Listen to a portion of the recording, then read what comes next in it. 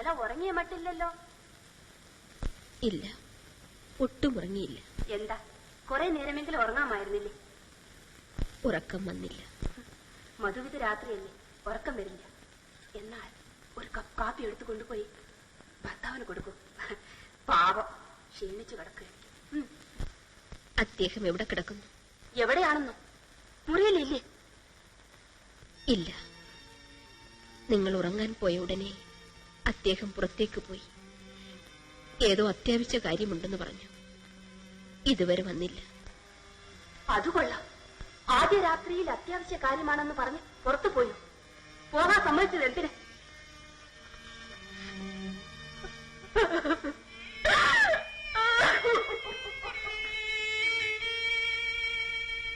അവരെക്കുറിച്ച് കൂടുതൽ വിവരങ്ങളൊന്നും നിങ്ങൾക്കറിയാൻ പാടില്ലേ? വിവാഹം കഴിച്ചുകൊണ്ടുപോയ പെണ്ണും അവളുടെ അമ്മയും സഹോദരനും ട്രെയിൻ അപകടത്തിൽപ്പെട്ട് മരിച്ചെന്നാണ് ഞങ്ങളുടെ അറിവ്. ജീവിച്ചിരുന്നെങ്കിൽ അവരോട് വരുമായിരുന്നില്ലേ? നിങ്ങൾ ആരാണ് സാർ? ഞാൻ ഗോപാലന്റെ ഒരു സ്നേഹിതനാണ്. കോയമ്പത്തൂരിലുള്ള ഒരാളാണ്. ഈ ഹേമലതയെ വിവാഹം കഴിച്ചെന്ന് മാത്രം അറിയാം. പിന്നെയുള്ള ഒരു വിവരവും അറിഞ്ഞുകൂടാ. ശരി, പറ്റോ? എന്നാലും നല്ല പുള്ളി തന്നെ. ഇന്നലെ രാത്രി എവിടെ പോയിരുന്നു?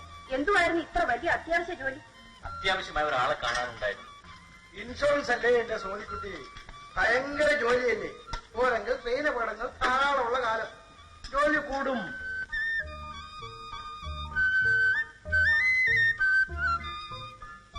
ഇന്ന് നേരം വെളുത്തതിന് ശേഷം ഈ പെൺകൊച്ചിന്റെ മുഖത്ത് ഒരു തെളിച്ചവുമില്ല. അതിന് വിഷമം കാണുകയില്ലേ? അയ്യോ, എനിക്ക് വിഷമമൊന്നുമില്ല. എനിക്ക് കുറെ ദിവസത്തേക്ക് അല്പം ബന്ധപ്പാടുകളുണ്ട്. എന്നും പറഞ്ഞാൽ ഇന്ന് സന്ധ്യയ്ക്ക് ശേഷം എങ്ങും പുറത്തു പോകാൻ സാധ്യമല്ല.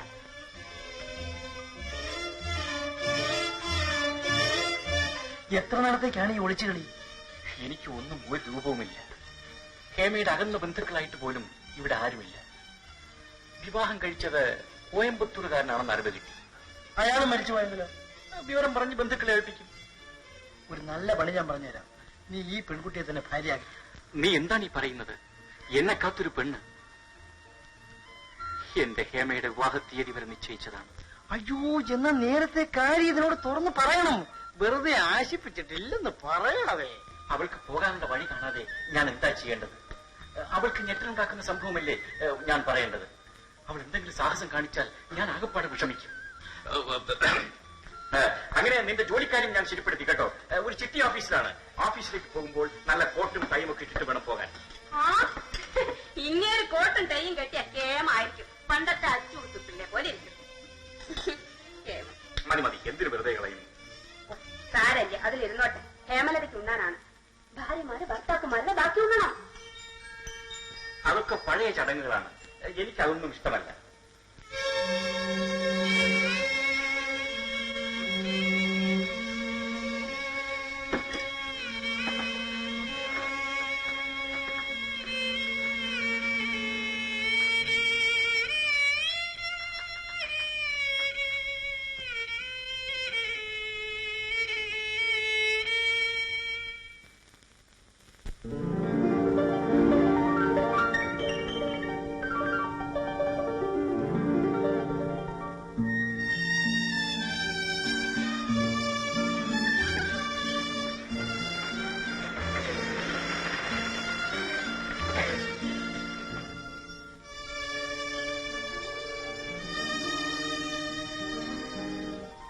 എപ്പോ ഇങ്ങോട്ട് വന്നു? എന്താ വീട്ടിലോട്ട് വരാത്തത്? ഞാൻ ഇന്നിവിടെ എത്തിയതേ ഉള്ളൂ. അത്യാവശ്യമായ ചില കാര്യങ്ങൾ ശരിപ്പെടുത്താൻ വേണ്ടി വന്നതാണ്. അത് കഴിഞ്ഞിട്ട് അങ്ങോട്ട് വരാമെന്ന് വിചാരിക്കും. വന്നോടനെ ഒരു ഫോണെങ്കിലും ചെയ്യാമായിരുന്നു. ഫോൺ ചെയ്താൽ വാങ്ങുന്നപ്പോ കിട്ടിയാലോ അല്ലേ? എന്താണ് റോട്ടിൽ സംസാരിക്കുന്നത്? ഒരു വീട്ടിലോട്ട് പോകാം. ഞാൻ കുറച്ച് കഴിഞ്ഞിട്ട് വന്നേക്കാം. എനിക്ക് അത്യാവശ്യം ഒരാളെ കൂടി കാണാനുണ്ട്. എന്നാൽ വേഗം വരണം. ഞാൻ കാത്തിരിക്കും. എനിക്ക് ഒരുപാട് കാര്യങ്ങൾ പറയാനുണ്ട്. ഞാൻ ഉടനെ വരാം.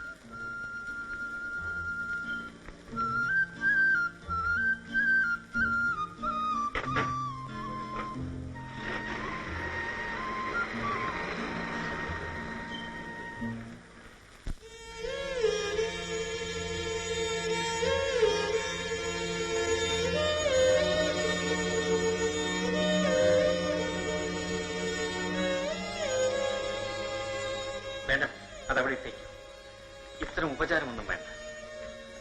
ഉപചാരമല്ല, കടമയാണ്. എന്ത് കടമ? ഭാര്യയുടെ കടമ. ഹേമേ, ഞാനൊരു കാര്യം പറയാം. എന്റെ വിഴുപ്പുമുണ്ടലക്കുന്നതും ചെരുപ്പ് തുടയ്ക്കുന്നതും എച്ചിൽ തിന്നുന്നതുമൊക്കെ എനിക്കിഷ്ടമല്ല. അത് മാത്രമല്ലല്ലോ ഇഷ്ടമില്ലാത്തത്. ഭാര്യയോടുള്ള ഒരിഷ്ടവും അങ്ങക്ക് എന്നോടില്ലല്ലോ. എന്താണൊന്നും പറയാത്തത്? വളരെയേറെ പറയാനുള്ളതുകൊണ്ട്. പറയാനുള്ളതൊക്കെ പറയണം. ഈ ശ്വാസം മുട്ടലാണ് എനിക്ക് സഹിക്കാൻ വയ്യാത്തത്. ലതേ, ജീവിതത്തിൽ ഏറ്റവും വലിയ വേദന അനുഭവിക്കുന്നത് സന്മനസ്സുള്ള മനുഷ്യരാണ്. അന്യരുടെ വേദനയിൽ സഹതപിക്കുന്നവരാണ്. ഇപ്പോൾ എനിക്ക് മനസ്സിലായി. എന്ത് മനസ്സിലായി?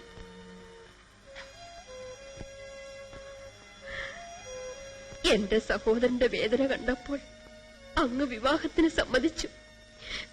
പക്ഷേ എന്നെ ഇഷ്ടമല്ല. നീ അങ്ങനെ ഒന്നും പറയരുത്. നിന്നെപ്പോലെ സുന്ദരിയും സുശീലയുമായ ഒരുത്തി കിട്ടുന്നവൻ ഭാഗ്യവാനാണ്. പിന്നെന്തുകൊണ്ടാണ് ഒരു ഭാര്യയ്ക്ക് അവകാശപ്പെട്ടതിനെല്ലാം എനിക്ക് വിലക്ക് കൽപ്പിക്കുന്നത്? ഞാനൊരു പെണ്ണല്ലേ, ഭാര്യയല്ലേ, അമ്മയാകേണ്ടവളല്ലേ? ഭർത്താവിന്റെയും ഭാര്യയുടെയും ശരീരം അന്യോന്യം ലയിച്ചു ചേരേണ്ടതല്ലേ? ഭർത്താവിന്റെ പാത്രമാക്കി ഭാര്യയ്ക്ക് ഒരിക്കലും എച്ചിലല്ല. എന്നിട്ട് എനിക്ക് കഴിക്കുവാനായി പാത്രത്തിലിട്ട ചോറിൽ അങ്ങ് കൈ കഴുകി. നീ എന്നെ കൂടുതൽ വേദനിപ്പിക്കരുത്. എനിക്കിപ്പോ ഒന്നും പറയാൻ കഴിവില്ല. ഞാൻ പോവുകയാണ്. 2-3 ദിവസം കഴിഞ്ഞ് ഞാൻ മടങ്ങി വരും. വന്നതിന് ശേഷം എനിക്ക് ലതയോട് ചിലതൊക്കെ പറയാനുണ്ട്.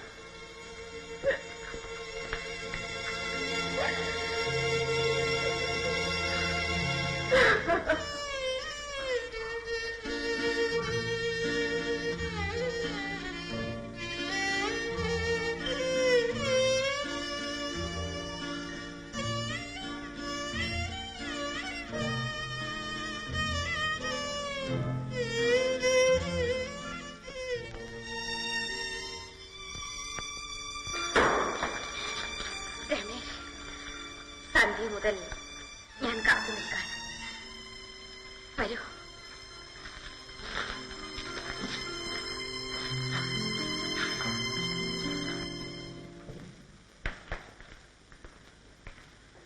അച്ഛാ. രമേശ് വന്നോ? ഞാൻ കാത്തിരിക്കുകയായിരുന്നു. അച്ഛാ, രമേഷിന് പഴയ ഉത്സാഹവും ഉന്മേഷവും ഒന്നുമില്ല അച്ഛാ. എന്താ മോളെ നീ പറയുന്നത്? വലിയൊരു അപകടത്തിൽ നിന്നും കഷ്ടിച്ച് രക്ഷപ്പെട്ടതല്ലേ രമേശ്? ഇരിക്കൂ രമേശ്. ഇനിയും പൂർണ്ണമായി രക്ഷപ്പെട്ടെന്ന് പറയാറായിട്ടില്ല. എന്താണ് ഇപ്പോൾ അസുഖം? അങ്ങനെ പ്രത്യേകിച്ചൊന്നുമില്ല. മനസ്സിന് നല്ല സുഖമില്ല. അതുണ്ടാകും രമേശ്. ഓർക്കപ്പുറത്തുണ്ടായ സംഭവമല്ലേ, മനസ്സിന് തീർച്ചയായും ഷോക്കുണ്ടാകും. പിന്നെ രമേശ്, എനിക്കൊരു കാര്യം പറയാനുണ്ട്. ഈ സന്ദർഭത്തിൽ ഒരിക്കലും പറയാൻ പറ്റിയതല്ലെന്നും എനിക്കറിയാം.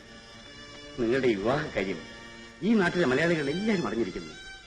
അതുകൊണ്ട് ഇനിയത് താമസിപ്പിക്കേണ്ട, കഴിയുന്ന വേഗത്തിൽ നടത്തുന്നതല്ലേ നല്ലത്. ഞാൻ നാളെ കോയമ്പത്തൂരേക്ക് പോകുന്നുണ്ട്. തിരിച്ചു വന്നിട്ട് എന്നെ സംബന്ധിച്ച് ചില പ്രധാനപ്പെട്ട കാര്യങ്ങൾ പറയാനുണ്ട്. വിവാഹ തീയതി അതിനുശേഷം നിശ്ചയിക്കാം. വിവാഹ തീയതി നിശ്ചയിക്കാൻ തിടുക്കമൊന്നുമില്ലല്ലോ അച്ഛാ. ടെറസിന്റെ മുകളിൽ നല്ല കാറ്റുണ്ട്, വിലാവുമുണ്ട്. നമുക്ക് അവിടെ പോവാം. മോളെ, നീ എന്നെ കൂടെ ക്ഷണിക്കുന്നത് മനസ്സാക്ഷിക്ക് വിപരീതമാണ്. നിങ്ങൾ ടെറസിൽ പോയി കാണണം. നിനക്ക് ധാരാളം സംസാരിക്കാനുണ്ടാവും.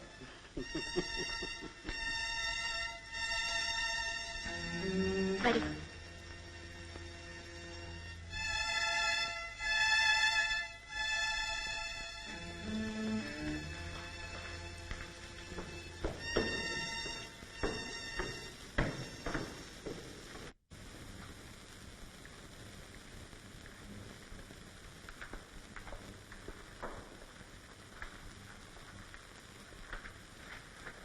ആഹാ, എന്റെ മനസ്സിലെന്ന പോലെ പൂർണ്ണചന്ദ്രനും തെളിഞ്ഞിലാവും വീണ്ടും വന്നിരിക്കുന്നു. കാർമേഘങ്ങൾ ആകാശത്ത് തങ്ങി നിൽപ്പുണ്ട്. ഏതവസരത്തിലും അവ ചന്ദ്രനെ മറച്ചുകളി. എനിക്കതാണ് ഭയം. പ്രകൃതി ചിലപ്പോൾ ശോഭിച്ചേക്കും. അതൊരിക്കലും ക്രൂരത കാണിക്കാറില്ല. രമേശ്, കഴിഞ്ഞ കുറെ ദിവസങ്ങൾ ഞാൻ എങ്ങനെയാണ് കഴിഞ്ഞു കൂടിയതെന്ന് എനിക്ക് തന്നെ അറിയാൻ പാടില്ല. എന്റെ ആനന്ദം എനിക്ക് തിരിച്ചു കിട്ടി. ഹേമേ, എനിക്ക് കോയമ്പത്തൂർ നിന്ന് മടങ്ങി വന്നിട്ട് ചിലതൊക്കെ പറയാനുണ്ട്. അതുവരെ ഒരു സ്വസ്ഥതയുമില്ല.